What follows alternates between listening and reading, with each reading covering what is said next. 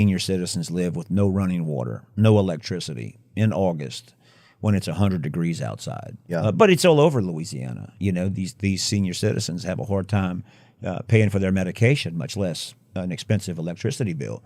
And then some people are just really hardcore on drugs. You know, we had a house one time that in the kitchen there was a piece of plywood, and when the officer slid the plywood back, that's where they were using the restroom. They were shitting in a hole in the kitchen, and then they would cover it up with a piece of wood. I mean, that's pretty hardcore in your home. But you'll see Vietnamese too, really. You'll see that, you know, with people that just abuse drugs to the point of, you know, they're living in condemned homes or. Yeah, what's that been like with the drug use and stuff? Like, do you guys come upon a lot of like ODs and stuff? Has that changed the way you even approach the industry? I mean, how busy has that gotten things? Yeah, that's you know, when I first started, you know, 18 years ago, we would have occasional ODs, accidental ODs, but that has increased by 1,000 since fentanyl has hit the streets. Fentanyl and crystal meth. The ODs are every day. Wow. You know, it affects every age group you can imagine. You know, the opioid epidemic came, and that, you know, that was started. The whole opioid thing was started when hospitals started using surveys to compare themselves to other hospitals. It was called the Press-Ganey, and one of the questions in that survey was, how did we treat your pain? So. And then the reason behind the survey was hospitals all have the same equipment. You have the same MRI as the hospital 20 miles down the road. All your equipment's the same. But what can you do better than another? And that's customer service. Wow. So all these patients would get these satisfaction surveys in the mail. And I worked in the hospitals. And so we would actually skit things. So when they got home, they would remember key words, and they would rate us, or they would give us a good rating. For instance, did they have enough time for you in the hospital? So we were instructed to say, is there anything else I can do for you? I have time. So it was this, we were It's planning. A plan, it's a strategy. Wow. Yeah. And so then how did we treat your pain was another one. And the Press-Ganey it was called? Yeah. And it was it's a great program. You know, it teaches people people in hospitals how to really, you know, go the extra mile for patients. We do things that we don't think about. We close that door before we, you know, do a test on you so you're not exposed.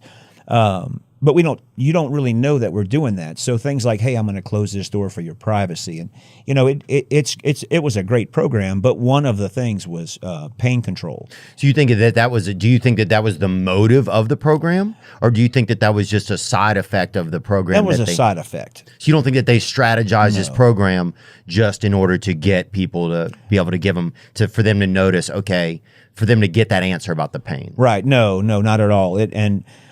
It was absolutely a side effect, if you will, of that. Press-Ganey, it's called? Yeah. Let's bring it up.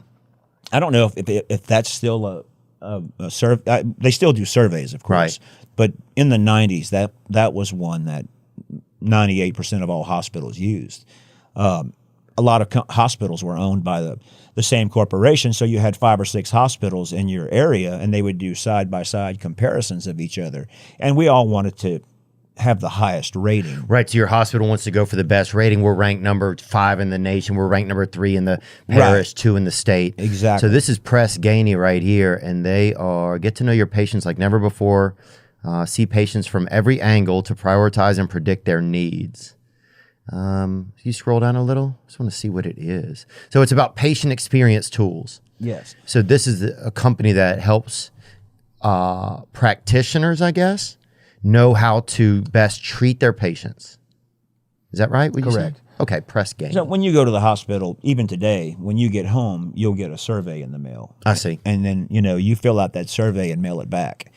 Same as when you call AT&T and they say, would you hold, you know, to complete this customer service survey? But so then, you know, how did we treat your pain was one of them. And so then physicians started ordering more pain medication, not intentionally to hurt the patient. This wasn't the goal.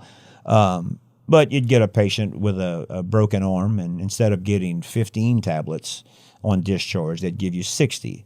So a lot of the opiate addiction started from the overutilization of prescribing pain medication. You know, a dentist might give you 40, whereas the 40 hydrocodones or Lortabs or oxycodones, you know, instead of giving you 10, they would, you know, give you 40 or 60. So the government came in and with the opioid epidemic, and they tamped that down and put in regulations so we wouldn't hand out so many pain pills.